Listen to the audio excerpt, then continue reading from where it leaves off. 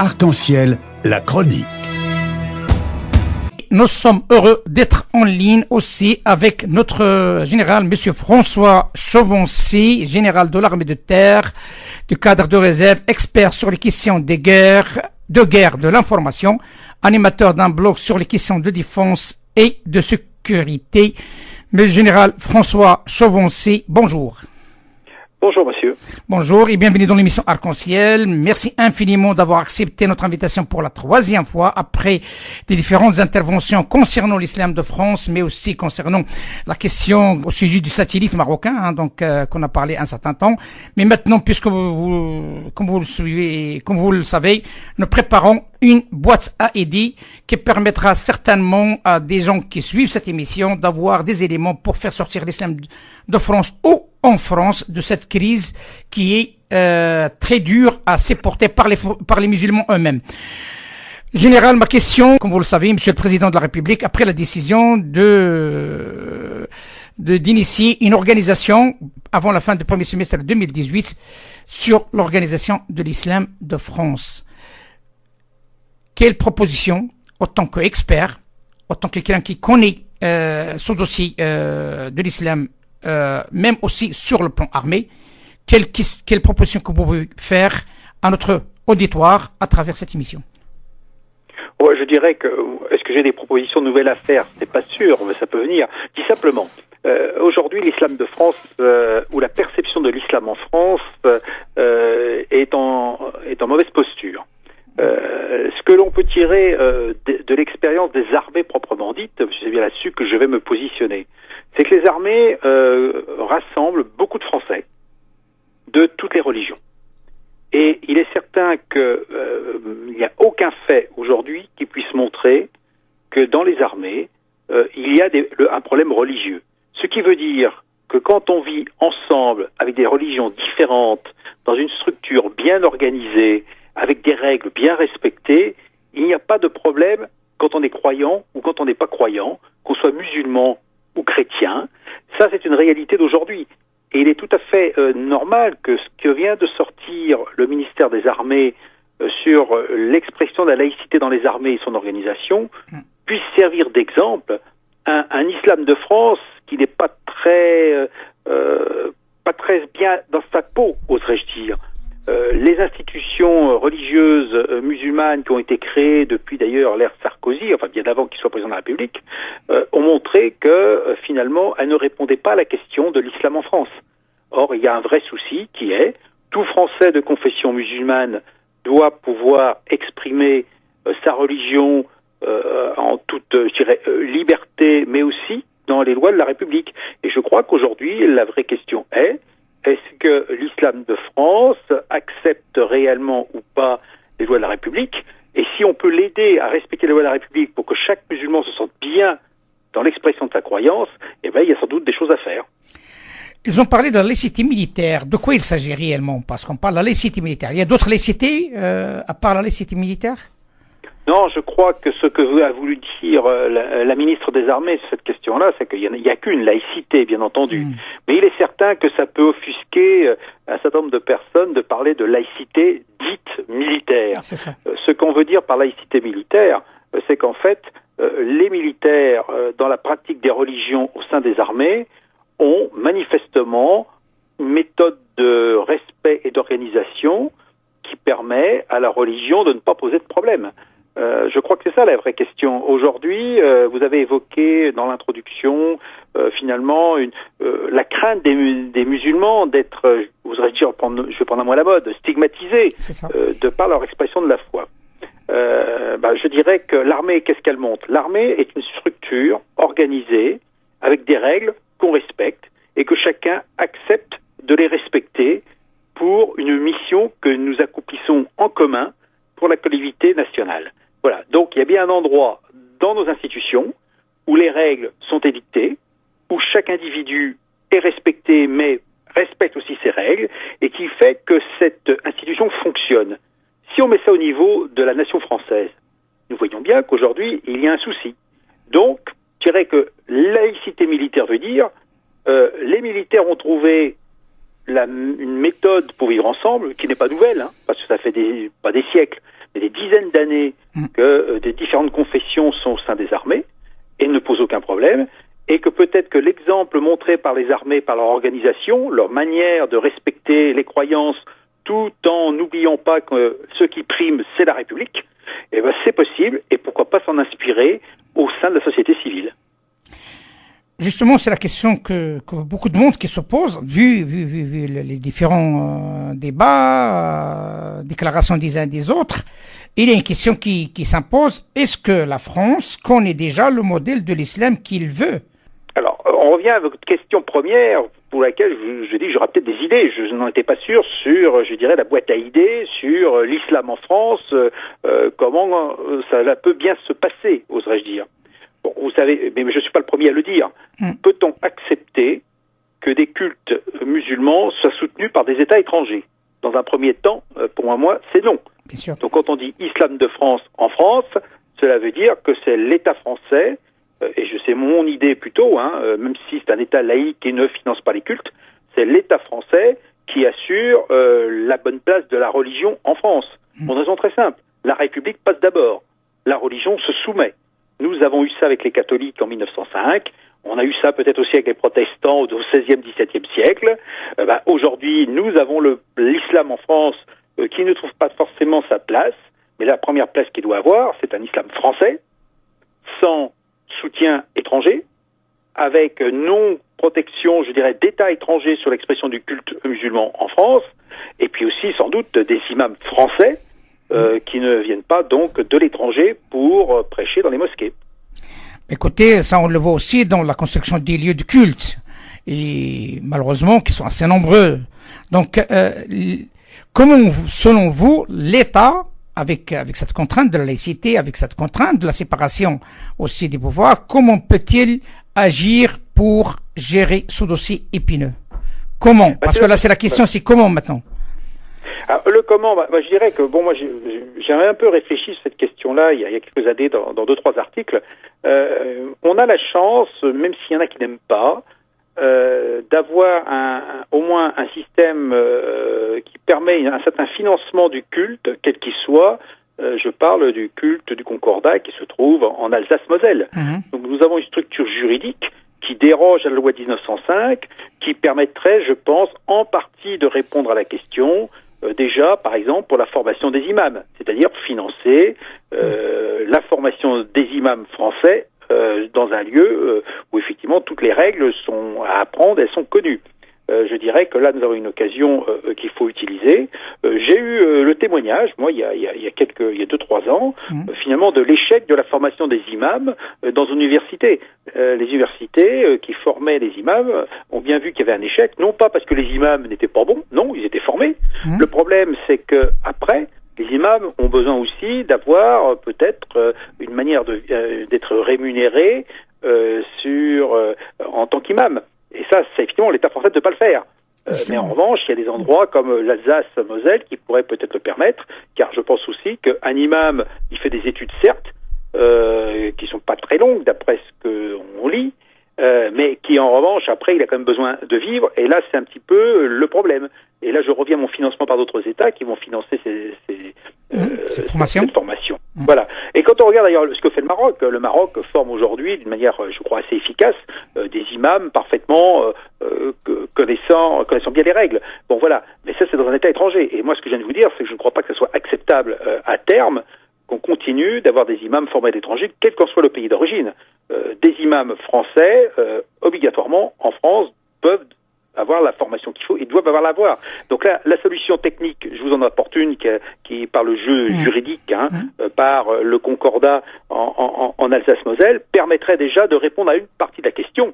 Voilà. La question que vous posez-vous après, c'est celle de la construction des mosquées. C'est ça. Bon, je dirais qu'aujourd'hui, c'est pas très porteur. Quoi que vous puissiez en penser vis-à-vis de la communauté musulmane, on le voit bien. Une mosquée de plus pose des problèmes de plus, non pas parce que on n'a pas envie d'en voir, mais ça dérange quand même dans le paysage. Alors là, je n'ai pas de solution. Je dis simplement que déjà, si les mosquées, au même titre qu'une église, non, on n'a pas de soupçon de dérive, par exemple salafiste, déjà, je pense que construire une mosquée poserait moins de problèmes aujourd'hui. Or, aujourd'hui, vous ne pouvez pas évacuer la place de l'islam en France du terrorisme islamique. Tous les musulmans ne sont pas des terroristes, bien loin de là. Mais il y a une minorité, faible minorité agissante, qui aujourd'hui perturbe l'islam de France. Et ce qui explique tout le débat qu'on a aujourd'hui sur l'islam en France. Et là, j'avoue que la réponse est déjà une organisation centralisée, dépendant de l'État français, qui contrôle si oui ou non une mosquée répond bien aux normes, je dirais, des respects des lois de la République, c'est peut-être la première règle qu'on doit instituer. Et après, le financement, il sera naturel. Il y a bien des communes qui aident au financement des mosquées aujourd'hui et à leur construction. Ben justement, parce que là, jusqu'à 3 ou 4 mois, voire même 5 mois, donc il y avait, c'était la une de l'actualité, cette prière du vendredi dans les rues, je crois, de Montreuil, si je ne me trompe pas, dans une ville, et qui a créé un scandale. On voyait des gens qui sont en train de faire de la prière et des élus en face qui sont en train de crier vive la République, vive la République. Et ça, ce n'est pas soutenable. Donc, l'idée de créer des lieux de culte, ou organiser la création des lieux de culte pour que les musulmans, par rapport à leur pourcentage, il faut pas non plus oublier, ils sont 10% presque de la population, avoir un lieu de culte sain et aussi qui dérange pas, comme vous l'avez bien dit. Alors, je vais un peu me permettre de vous reprendre sur le chiffre que vous donnez sur les 10% de musulmans en France. Vous ne pouvez pas l'affirmer, pas parce que je ne peux l'affirmer. Vous savez comme moi qu'il n'y a pas de... Justement, je le sais, mais il y a d'autres sources, voilà. Donc, je sais bien, c'est interdit, mais d'autres sources le disent. Mais on sait pertinemment, il y a grosso modo, il y a 10%. Hein. Non, pas tout à fait d'accord, parce que moi, je peux vous dire que j'ai fait, une étude à partir des sondages sur les choix religieux, à titre personnel, il y a déjà 4-5 ans. D'accord. Ce n'est pas tout à fait exact. On n'est pas à 10%. Et puis d'ailleurs, si vous dites trop fort le chiffre, vous allez voir la réaction, si je peux me permettre, je dis ça. Dites-moi. Mais très honnêtement, je n'y crois pas. Premier temps. Deuxième temps, et j'ai été très précis dans ce que j'ai utilisé comme terme. Oui. J'ai parlé des Français de confession musulmane, et je crois qu'aujourd'hui, il faut arrêter l'amalgame entre des Français de confession musulmane qui sont des citoyens français avec des droits et des devoirs, bien entendu, et puis cet amalgame avec beaucoup, entre guillemets, d'étrangers de confession musulmane qu'on intègre dans le débat.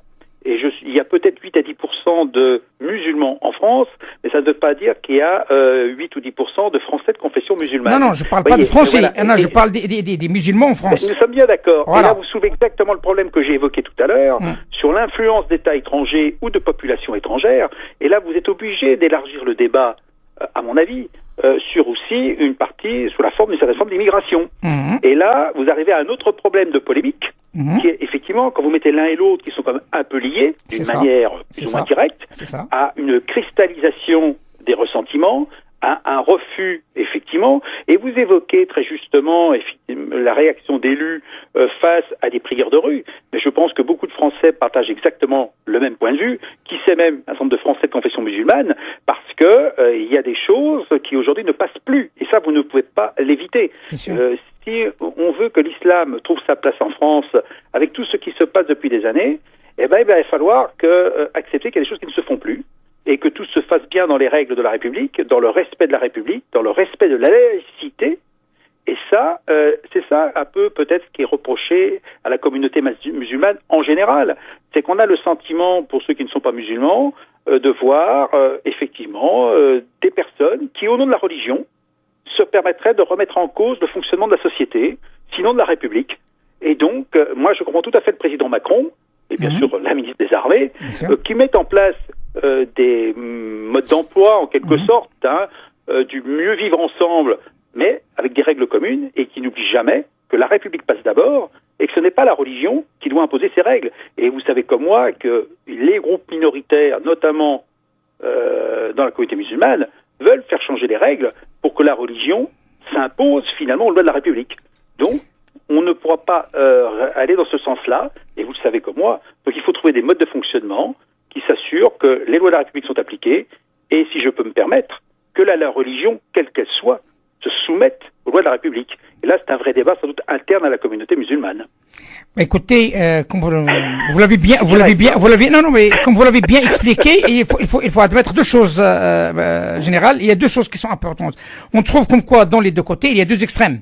Il y a l'extrême droite qui vise la communauté musulmane. Il y a l'extrême gauche qui rentre dans la victimisation. Vous voyez, et les musulmans sont au milieu.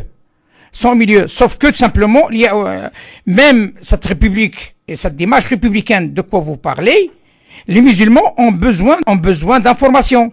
D'où ce qu'il a proposé M. Emmanuel depuis tout à l'heure, donc et d'autres qui ont parlé de ça. Il y a tout un travail éducatif pour que la société française et les musulmans aussi qui se trouvent sur le sol français comprennent qu'il y a une formation civique et aussi une formation aussi pour la langue arabe pour que la compréhension se fait d'une manière réciproque. Alors, je vais réagir parce qu'on n'a pas du tout parlé de ces thèmes-là depuis tout à l'heure. On était sur un domaine un peu régalien, sur le fonctionnement de l'État, sur comment améliorer la place de l'islam en France et lui donner finalement les moyens de vivre la religion. Alors moi, je vais quand même reprendre. Bon, je connais bien Emmanuel Dupuis. Et moi, il y a une chose sur laquelle je suis assez d'accord, ce que je crois avoir deviné dans votre propos. Oui, il faut étudier la religion, mais moi je dis les religions à l'école, déjà pour commencer, que quelle que soit son origine, en France, on se connaisse le fait religieux. Qu'on soit chrétien, qu'on soit musulman, qu'on soit juif, ou qu'on soit athée, il faut que les religions soient connues. Moi, dans ma jeunesse, j'ai appris ce que c'était que la religion sans être croyant, et ça m'a beaucoup apporté. Comprendre la religion, voir, je dirais, cette sensibilisation en termes, je dirais, historique et de vie en communauté, oui, c'est important. Maintenant, je réagirai quand même à ce que vous venez de dire. Apprendre la langue arabe pour faciliter la connaissance de l'islam, je regrette. Personnellement, je m'y opposerais totalement. Je trouverais ça presque inadmissible. La langue française est là, et je n'oserais pas faire injure à la communauté musulmane. Moi, je dirais déjà un Coran en français, il me semble qu'il a été traduit, est déjà la première base. Me semble-t-il. Il y en a qui ont été. Je crois que le Coran a été traduit. Je me fais pas d'erreur. On apprend, comme ça a été fait dans le passé en France pour d'autres religions, la langue officielle est la langue du peuple. Et le peuple aujourd'hui, c'est la langue française. Et à ce titre-là, je comprendrais mal qu'on aille développer la langue arabe dans nos écoles pour mieux comprendre la religion. Ça serait déjà pour moi un premier pas vers le communautarisme. Et moi, en tant que non-musulman, j'aurais du mal à l'accepter. Je peux vous dire à l'instar de l'anglais ou de l'espagnol. Mais l'anglais et l'espagnol, c'est pas une question de culture. On les apprend parce qu'on doit apprendre une langue, et c'est très souvent plutôt pour trouver un travail à l'issue de son école. Ce n'est pas pour permettre la meilleure connaissance de la religion. Voilà. Donc c'est là qu'on a une petite divergence. Et vous revenez sur ce que je vous ai dit tout à l'heure. Des moyens finalement de détourner les lois de la République. Voilà. Développons la langue arabe, qui n'est pas pour le commerce. Alors pour moi, je dirais à la limite d'apprendre l'arabe, ce serait une excellente chose pour avoir un contact avec le monde arabe, faire du commerce. Les orientalistes, ils ont appris l'arabe. Donc mais attendez, c'est une langue quand même qui est quand même pas la langue la plus courante pour nous et la plus facile. Donc je crois qu'on est dans une logique. C'est vrai, ce n'est pas facile. Ça, je peux vous l'avouer, Ça, je peux vous l'avouer. Et moi, je voudrais bien parler l'arabe. Je voudrais bien, si j'avais pu avoir le temps de le faire. Mais moi, je vous donne, dans ce cas, pourquoi pas prendre le chinois, qui est à mon avis beaucoup plus porteur. Non, je reviens à l'argument que vous avez cité. L'argument que vous avez cité est finalement religion et apprentissage de la langue arabe. Ce n'est pas admissible. Vous ne pouvez pas dire ça aujourd'hui en France. D'abord parce que beaucoup de gens vont s'y opposer. Et puis même, c'est vraiment faire le jeu de l'islamisme et finalement de désagréger ça c'est le côté négatif. Mais par contre, ça peut être un élément de taille pour les contrer. Ces islamistes. Non, je ne crois pas. Personnellement, je ne crois pas. Parce que général, avec tout le respect que je dois, comprendre l'arabe et comprendre comment ils fonctionnent ces islamistes, comment ils réfléchissent ces islamistes. Et pour les contrer, moi, j'estime que c'est un moyen qui peut être efficace pour anticiper des faits qui seront néfastes pour la société française aussi. Je ne suis pas tout à fait d'accord avec vous, parce que je dirais que la réponse sera celle que je vous ai faite il y a quelques instants, et je le dirai d'autant plus de force. Imposons effectivement le Coran en français, quelles que soient les circonstances, et il n'y aura pas de problème de compréhension sur le sens du texte. Et je les vois mal aujourd'hui apprendre l'arabe dans nos écoles comme ça, parce que très souvent ce sont des échecs scolaires. Quand vous regardez tous les pédigrés des différents terroristes, ce sont pas les plus brillants, donc pas ceux qui ont fait de longues études. Ils ont fait beaucoup de dégâts général. Hein. Non, ça n'a rien à voir. Je ne parle pas de dégâts. Je dis simplement, c'est bien ce que je dis. Je dis que ces terroristes-là, ils n'ont jamais fait l'école jusqu'au bout, donc ils n'auront jamais appris l'arabe jusqu'au bout pour les prochains. Donc vous voyez, ce n'est pas la langue qui va empêcher l'islamisme radical.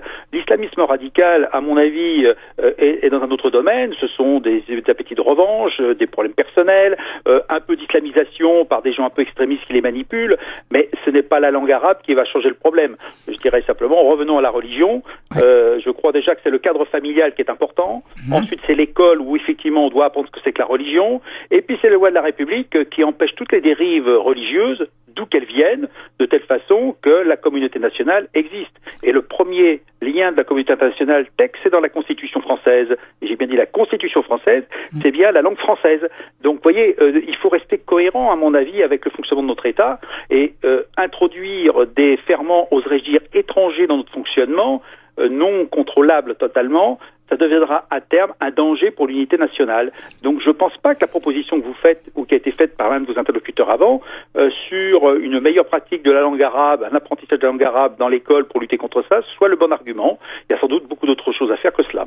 Ouais, mais on ouvre le débat général pour les uns et les autres, hein, donc on n'est pas là pour imposer à qui que ce soit, donc on est dans un cadre d'une boîte à idées, chaque idée est respectée par les uns et par les autres, hein, donc on parle de la laïcité militaire, donc d'autres ils parlent de laïcité républicaine.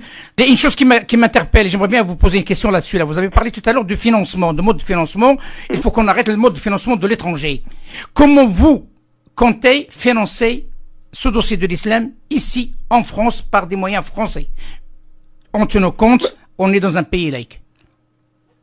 Non, enfin le problème du financement. Alors, je crois que d'ailleurs le financement venant de l'étranger, d'après les chiffres, on a du mal à bien les connaître. Il y a eu un rapport parlementaire qui évoque qu'il n'est pas si important que ça déjà pour commencer, et que je crois qu'aujourd'hui la majorité des mosquées, si je dis pas de bêtises, sont financées par les fidèles. Me semble-t-il. Hein. Donc je dirais que c'est un petit peu ça aussi qu'on peut mettre sur la table. Même dans l'Église catholique, un certain nombre de lieux de culte ont été financés par les fidèles. Moi, à la limite, que ce soit un financement par les fidèles de leur lieu de culte ne me pose pas de problème, alors qu'effectivement, que ce soit le financement par l'État ou par des États étrangers m'en pose un. Ça, c'est un premier point. Le deuxième point, bon, là, il peut y avoir des dérogations à la loi de 1905, qui est toujours presque devenue une loi religieuse en France, avec toutes les interdictions qu'il implique. Effectivement, en fonction des communes, pourquoi pas ne faciliter l'élaboration d'une mosquée dès lors qu'elle est financée par les fidèles, en permettant d'accéder à un terrain, hein, notamment ça s'est fait dans un certain nombre de communes, me semble-t-il, où pour un euro symbolique, on vend un terrain à la communauté musulmane pour qu'elle puisse construire sa mosquée. Parce qu'effectivement, on doit pouvoir exprimer son culte dans un lieu décent. Voilà. Je dirais que pour moi, personnellement, je suis plutôt dans cette logique-là, que l'État finance, je ne suis pas d'accord, qu'une commune puisse se soutenir dès lors que ça ne pose pas de problèmes locaux, pourquoi pas, et que je crois que la première source de financement d'un lieu de culte, quel qu'il soit, ne doit pas être un acteur extérieur, mais les fidèles qui expriment leur foi, justement, par l'argent qu'ils veulent bien laisser à la communauté pour construire un tel monument ou un tel bâtiment. Donc voilà, moi je suis un peu sur cette position-là, qui reste dans l'esprit de la laïcité. Bien sûr, parce qu'il y a la construction, mais il y a aussi tout l'entretien qui va avec et tout l'argent qui doit être dépensé par les fidèles, et ça, je vous cache pas la vérité, ce n'est pas aussi facile par les fidèles de continuer à financer un lieu de culte. Ils peuvent faire des collectes, on les voit dans les marchés, on les voit dans d'autres mosquées, hein. Donc ils demandent les fidèles pour participer, pour cotiser. Il y a un grand nombre de mosquées qui sont à ce jour toujours pas sorties de terre, j'ose dire. Donc il y a une implication de l'étranger, certes, mais avec le danger que vous avez évoqué, avec le danger que nous évoquons depuis toujours, c'est que le payeur il devient un roi, et là ça devient plus difficile par rapport à la gestion de ces lieux de culte. Ben là, vous soulevez un autre problème qui est celui du contrôle de ces lieux de culte, comme ça s'est fait en France d'ailleurs contre les églises aussi et contre les temples des protestants. Et il y a un moment où l'État est là pour s'assurer qu'un lieu de culte ne soit pas dévoyé dans son fonctionnement, qui respecte bien sûr les règles, mais aussi qu'on n'y voit pas des prêcheurs qui proclament quelque chose de complètement contraire aux lois de la République. Et donc, il y a un moment aussi, je pense que s'il y avait une aide quelconque, ou s'il y a une aide quelconque, y compris des communes, il doit y avoir un contrôle de l'État pour s'assurer qu'il n'y ait pas déviance. Et vous avez, comme moi, je pense, en tête, des cas rares, c'est vrai, mais qui existent vraiment, où on a bien vu des lieux de culte qui ont été tournés de leur finalité, qui n'étaient plus des lieux de prière et de recueillement, mais des lieux de prosélytisme, y compris de l'islamisme radical. Général François Chauvency, merci de cet éclairage fort intéressant. L'idée de la boîte à idées, comme je l'ai dit, je le redis encore, c'est d'avoir les idées des uns et des autres pour tout simplement participer dans un cadre citoyen, dans un cadre de la société civile, dans ce débat d'actualité, un débat qui, beaucoup de monde qui participe, hein. Donc, nous avons entendu par rapport au rapport Montane, on attend l'IRM de M. Ogras par rapport à CFCM, qui est prévu pour le 25 et d'autres. Et notre émission, à travers ces idées, on essaie de proposer des idées des uns et des autres.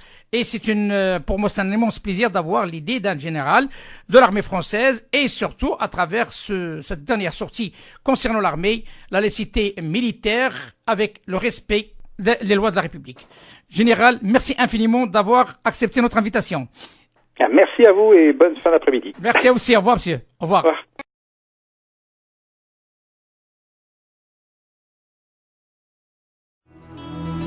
Arc-en-ciel, la chronique.